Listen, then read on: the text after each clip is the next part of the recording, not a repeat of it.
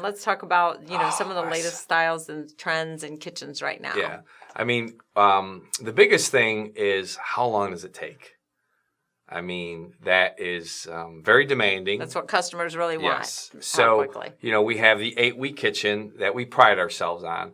And one of the reasons we pride ourselves on that is because it's all planned on paper. We build it on paper.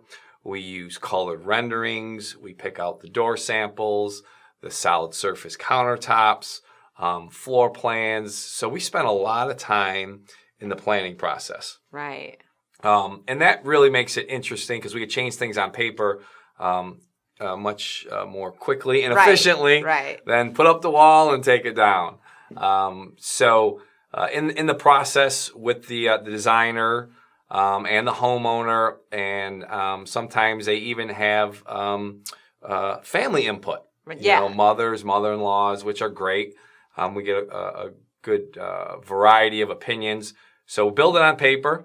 Once it's built on paper, then we do a sign-off sheet. And that's very important for the countertop material, even like the corbels underneath the overhangs. What type of corbel are we using? Is it stained? Is it painted? And that's very, very important in the ordering process. So you'll see that in a lot of pictures, all the details, the handles, light fixtures, and of course bar stools, because bar stools usually take a long time and the homeowner purchases them. So we want to know what size bar stool, and so we get that all done on paper. And once you start building, this is what I love, whether it's a 4-week kitchen or an 8-week kitchen, and you're seeing examples of these beautifully customized 8-week kitchens here.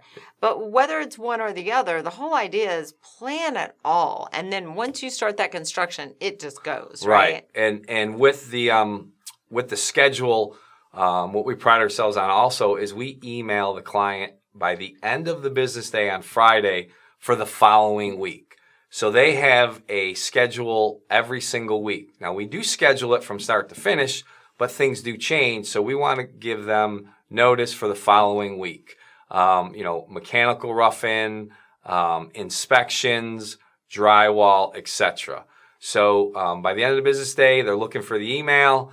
And then Monday, we execute what we presented the prior week, which most people can't believe we do that every single week. And when it does change, I will send a text in the morning, sent a client a text yesterday. HVAC contractor is coming Wednesday instead of Monday, and they said thank you. It did not affect the schedule for the week. It was just that one day.